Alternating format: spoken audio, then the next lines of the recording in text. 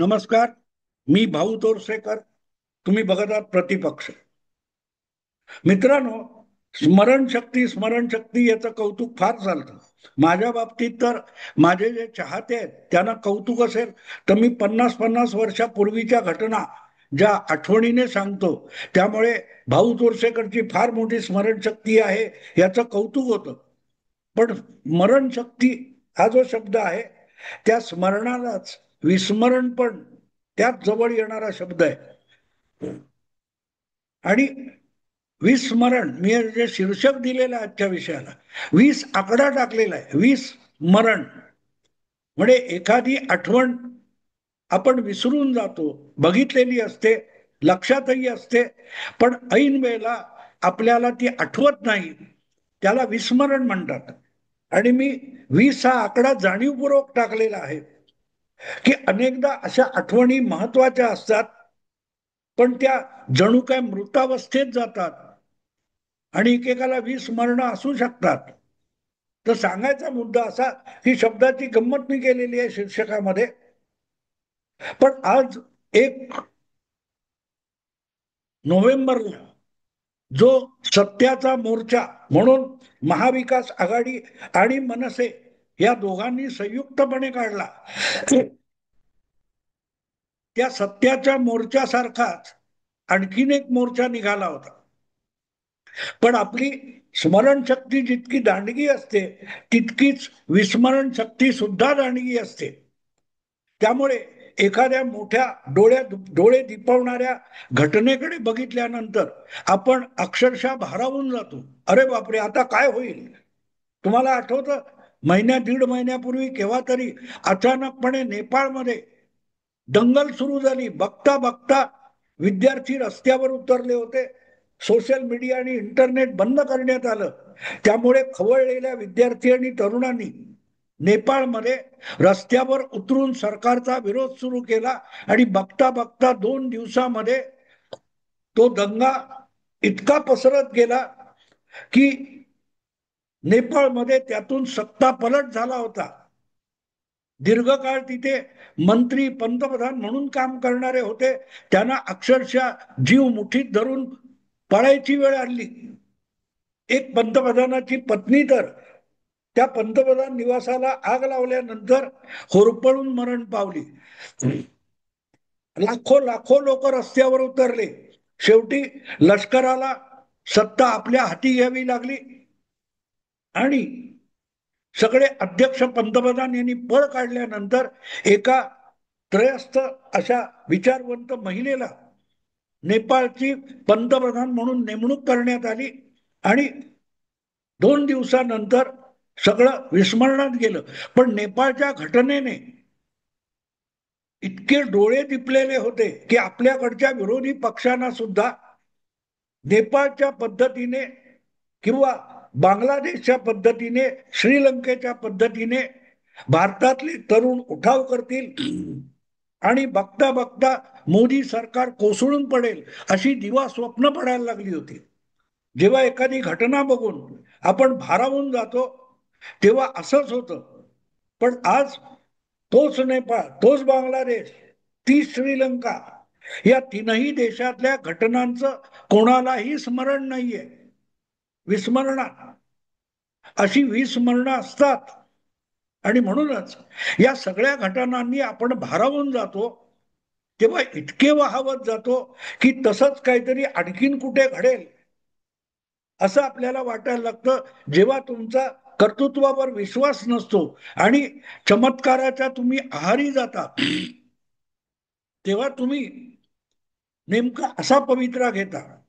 तेव्हा आज 1 नोव्हेंबर 2025 ला जो भव्य दिव्य मोर्चा, सध्याचा मोर्चा म्हणून महाविकास आघाडी आणि मनसेने काढला, ज्यात शरद पवार, उद्धव ठाकरे, राज ठाकरे हे प्रमुख नेते होते, तो बघून जो मीडिया, जे पत्रकार, त्यांचे डोळे दिपलेले आहेत, त्यांना एका गोष्टीचं विस्मरण झालेलं आहे की असाच एक मोर्चा 1 तारीखलाच निघालेला होता.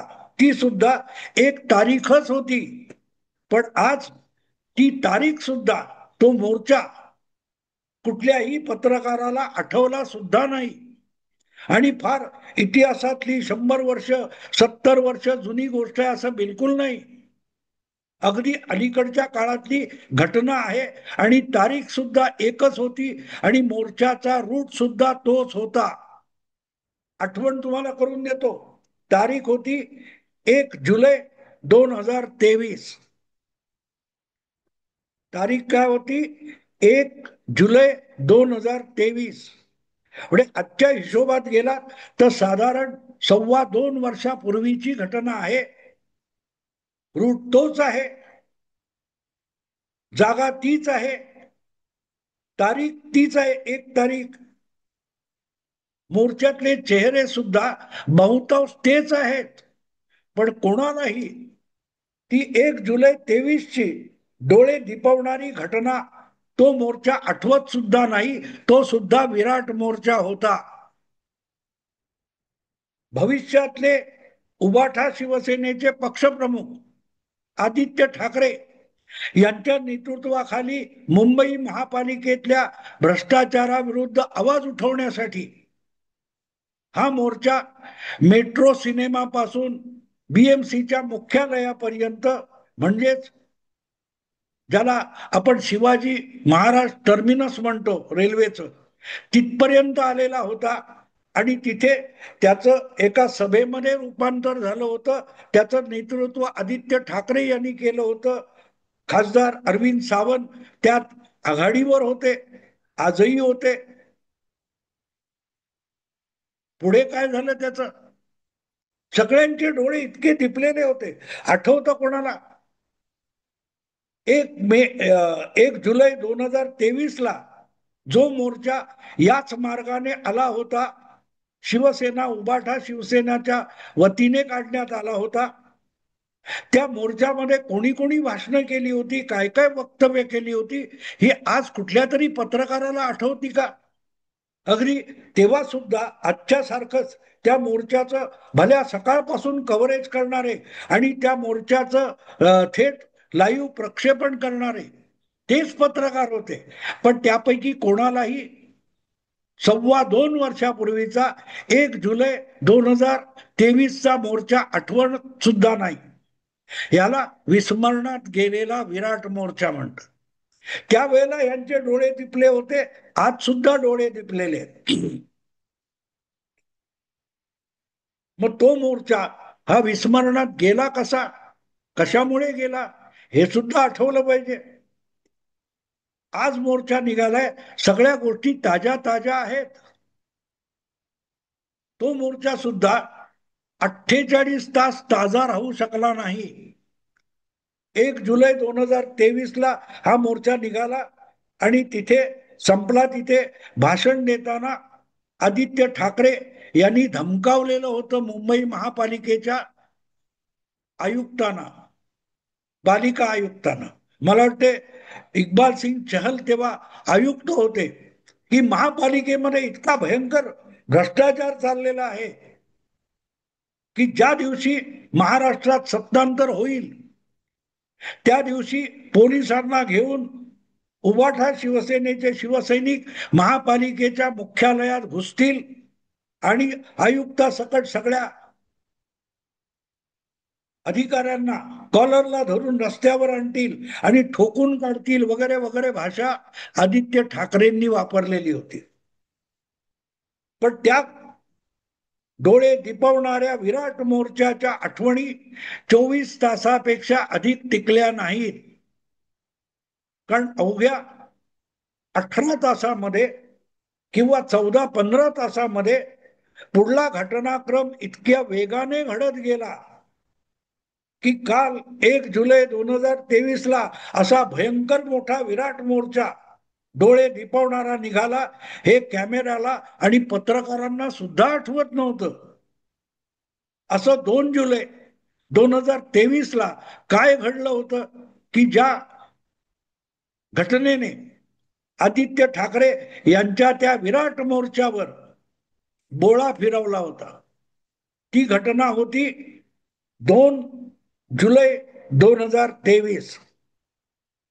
सकाळपासून इतकं गडबड गडबड गडबड चालू होती सगळ्या चॅनेलवर. महाराष्ट्र विधानसभेतले तत्कालीन विरोधी नेता अजितदादा पवार यांच्या बंगल्यावर राष्ट्रवादी काँग्रेसचे एकामागून एक ज्येष्ठ नेते आणि आमदार जमत गेले आणि त्याची बातमी बघता बघता सगळीकडे इतकी व्हायरल झाली की अवघे 14-15 तास आधी त्या विराट मोर्चा जो निघाला होता आदित्य ठाकरे यांचा, याचा सगळ्यांना विस्मरण झालं. आपले अजितदादा काय करणार, अजितदादांकडे एवढे सगळे ज्येष्ठ नेते का जमलेत, यावर सगळ्याच्या सगळ्या मराठी चॅनेलवर अखंड उहापोह चालू झाला होता. मला वाटते सकाळी 8-9 पासून ही जी वर्दळ सुरू झाली त्यामध्ये चर्चा काय होती, अजितदादांना महाराष्ट्र प्रदेश राष्ट्रवादी काँग्रेसचं अध्यक्षपद हवं आहे आणि अजितदादा त्यासाठी रुसून बसलेले आहेत. मग त्यावर जयंत पाटलांना, छगन भुजबळांना, शरद पवारांना प्रतिक्रिया विचारायला ताबडतोब सगळ्या मराठी चॅनेलचे रिपोर्टर धावत धावत गेलेले होते. आणि अजितदादांना प्रदेशाध्यक्ष मिळणार का, जयंत पाटलांना बाजूला करणार का, याविषयी अखंड चर्चा चालू होत्या. आणि मग अखेरीस दुपारी 12च्या सुमाराला अजितदादा उठले आपल्या बंगल्यातून, त्यांचे सहकारी उठले आणि बघता बघता 2-3 डझन गाड्या त्या बंगल्यातून, सरकारी बंगल्यातून बाहेर पडल्या आणि दौडू लागल्या. तेव्हा बातमी आली की राजभवनावर मंत्रीपदाच्या शपथेची तयारी सुरू झालेली आहे आणि अजितदादा राजभवनाकडे राज्यपालांना भेटायला निघालेले आहेत. आणि ही सगळी बातमी चालू असतानाच अजितदादा तिकडे पोहोचले आणि पुढच्या 2 तासामध्ये अजितदादांनी उपमुख्यमंत्री म्हणून शपथ घेतली. त्यांच्या डझनभर का 10-12 सहकार्यांनी सुद्धा महायुतीच्या सरकारमध्ये सहभागी होत मंत्रीपदाची शपथ घेतली होती. आणि हा सगळा गदारोळ जो सुरू झाला त्यामध्ये 15-18 तास आधी आदित्य ठाकरेंनी जो मेट्रो सिनेमा पासून बीएमसी पर्यंत विराट मोर्चा काढला होता आणि आयुक्तांना धमक्या दिल्या होत्या, याचा सगळ्याच्या सगळ्या मीडियाला विसर पडला. तो आजपर्यंत विसर पडलेला आहे. आज 1 नोव्हेंबर 2025 नेमक्या त्याच रूटवर मेट्रोच्या थोडं अलीकडे फॅशन स्ट्रीट पासून सुरू झालेला मोर्चा बीएमसी पर्यंत आला. त्यात सुद्धा आदित्य ठाकरे आहेत, त्यात अरविंद सावंत सुद्धा आहेत. पण तो मोर्चा आणि 2.25 वर्षापूर्वीचा मोर्चा याची एकाही पत्रकाराला आठवण सुद्धा झाली नाही.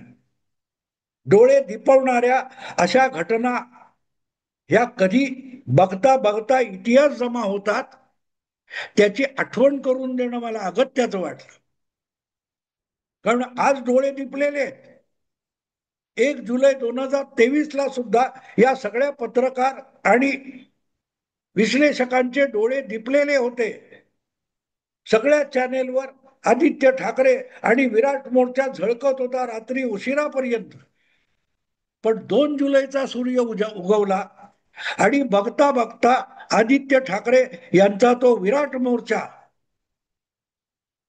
विस्मरणात जमा झाला, इतिहास जमा झाला. लवकरच सत्ता बदलणार आणि बदलणार म्हणजे बदलणारच, आपलं सरकार येणार म्हणजे येणारच, अशा आवेशामध्ये आदित्य ठाकरे 24 तास पूर्वी बोलले होते. हे कुणाही पत्रकाराला लक्षात राहिलं नाही. इतकं अजितदादांचा घटनाक्रम वेगवान होता, सुनामी सारखा होता, चक्रीवादळासारखा घोंगावत आलेला होता की कोण आदित्य ठाकरे, कुठला मोर्चा, असं म्हणायची पाळी सगळ्या मराठी पत्रकारांवर आली. आणि मग अजितदादांचा शपथविधी झाला. लगेच अजितदादांबरोबर कोण कोण सामील झालं, शरद पवारांना काय वाटतंय, शरद पवारांची प्रतिक्रिया घेण्यात आली. ते म्हणाले मला काय गरज नाही. शरद पवार म्हणाले मी काय कोर्ट कचेऱ्या करणार नाही, नवीन चिन्ह घेऊन नव्याने सुरुवात करीन. हे सगळं झालं. 24 तास उलटण्यापूर्वी बांद्र्याला जी छगन भुजबळांची शिक्षण संस्था आहे, मुंबई एज्युकेशन ट्रस्ट, त्याच्या संकुलामध्ये अजितदादांच्या सोबत गेलेल्या राष्ट्रवादी नेते, कार्यकर्ते, पदाधिकारी यांचा एक भव्य मेळावा झाला. आणि 3 जुलै 2023 अखंड सगळ्या मराठी वाहिन्यांवर लाईव्ह प्रक्षेपण चाललं होतं.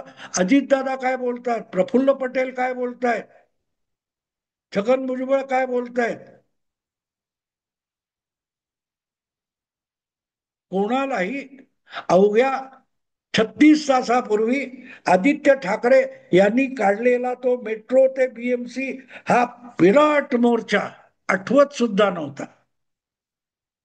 अवघ्या 36 तासापूर्वी किंवा अजितदादांनी शपथ घेण्याच्या 18-20 तास आधी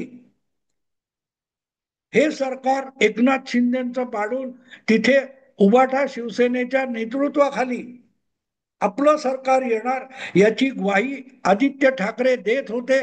आणि त्याचं कौतुकाने रेकॉर्डिंग करून थेट प्रक्षेपण करून जे पत्रकार दाखवत होते त्यांना पुढच्या 48 तासामधल्या घटनाक्रमाच्या सुनामीने आणि चक्रवाताने इतकं गरगरून टाकलेलं होतं की विराट मोर्चा हा विस्मृतीत गेलेला होता.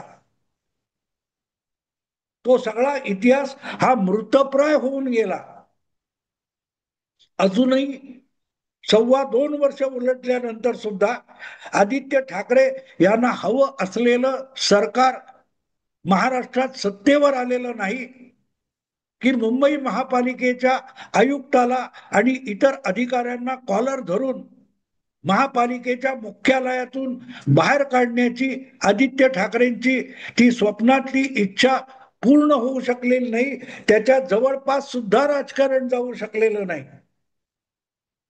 तेव्हा विराट मोर्चा, सत्याचा मोर्चा हा जो काय 1 नोव्हेंबर 2025 रोजी झालेला आहे, तो कधी इतिहास जमा होणार हा मला पडलेला प्रश्न आहे.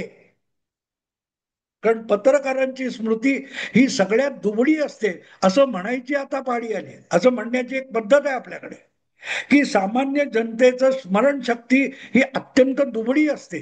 पण आता परिस्थिती उलटी आहे. सामान्य जनतेची स्मरणशक्ती अतिशय दांडगी असते.